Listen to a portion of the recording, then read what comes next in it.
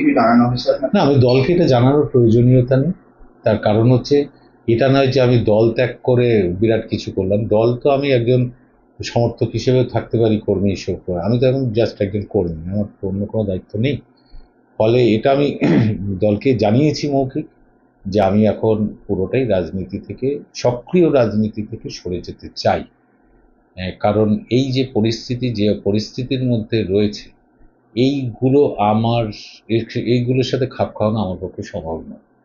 ওর বিরুদ্ধে বলবে, ও দল ছেড়ে দেবে, তারপর আবার মমতা বন্দ্যোপাধ্যায়ের বিরুদ্ধে বলা, আবার এখান থেকে নতুন চিফ মিনিস্টার রয়েছে শুভেন্দু অধিকারী, তার বিরুদ্ধে বলা, দল করতে গেলে তার বিরুদ্ধে আবার দুটো বাজে কথা বলা।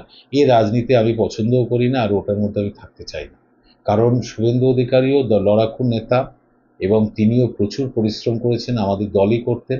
আজকে তিনি জিতেছেন, মানুষ তাকে ভোট দিয়েছে, ফলে তাকে সময় দেওয়া দরকার যে সে আগামী দিনে বাংলার জন্য কি করতে চায়, বা যে মানুষের যে প্রত্যাশা নিয়ে এনেছে সেটা কতটা পূরণ করে সেটা তো দেখতে হবে, তাকে সুযোগ দিতে হবে। এখন তার বিরুদ্ধে এখন বলতে লাগতে হবে, তার বিরুদ্ধে রাস্তায় নামতে হবে, এটা আমি এখনই সঠিক বলে আমার মনে হয় না। ফলে এই রাজনীতির মধ্যে আমি একেবারেই থাকতে চাই। দল যদি আপনাকে আবার ডাকে, নতুন কোনো দায়িত্ব দেয়, তখন না, কোনো দায়িত্ব নিতে আমি দল কোনো দায়িত্ব দিলে সেই দায়িত্ব মানে দলের হয়ে আমাকে এই ধরনের কাজ করতে হবে, এটা তো আমি পছন্দ করি না। তাহলে কি বলা যেতে পারে এটা সাময়িক অবসর? সাময়িক অবসর কিনা জানি না, আমার তো বয়স হয়ে গেছে অনেক, আবার কবে? এখন আমি 20 বছর পরে 10 বছর পরে করতে পারবো?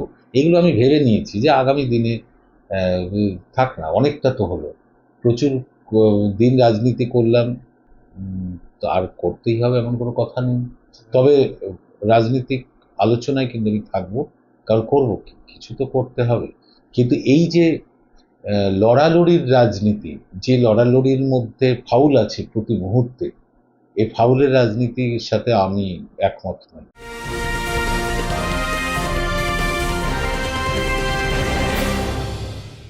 ক্রিয়েটিভ ক্যারিয়ার শুরু করতে চাও? জয়েন করো arena animation Barrackpore. Graphics, motion graphics, animation, VFX, AI সব কিছুই এক জায়গায়। Admission open, call now. দেখুন, হেরে গেলে সবাই কিন্তু, যে হেরে যায় তখন সমালোচনা নানা রকম ভাবে মানুষ করে। এটা জিতে গেলে বলতো না, আইপ্যাকি ঠিক আছে।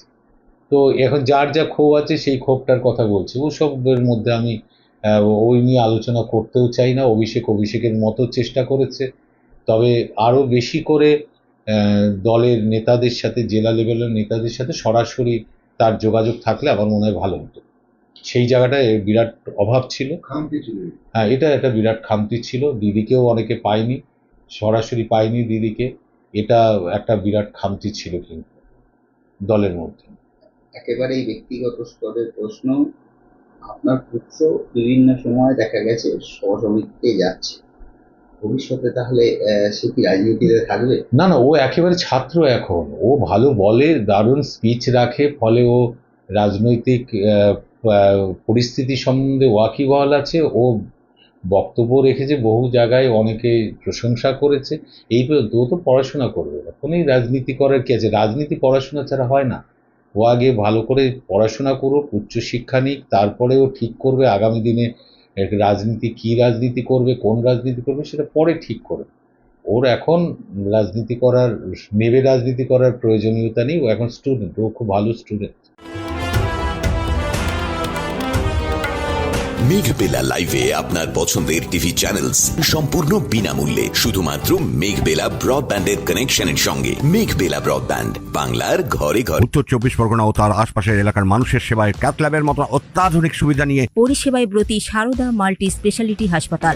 একই ছাদের তলায় মানুষ সাধারণ চিকিৎসা থেকে শুরু করে 24 ঘন্টা cath lab, MRI, CT scan, এনআইসিইউর মতো সুবিধা এবার থেকে পেয়ে যাবেন সারদা মাল্টি স্পেশালিটি হাসপাতালে। প্রয়োজনে যোগাযোগ করুন 033-2592-0730, 2593-0730, 2593-3562 ও 9331275635 নম্বরে। আমাদের ঠিকানা Royal Park, Kalyani expressway, Barrackpore, Kolkata 7,121,000। Sarada multi speciality হাসপাতাল, পরিষেবাই হোক আমাদের মূল লক্ষ্য।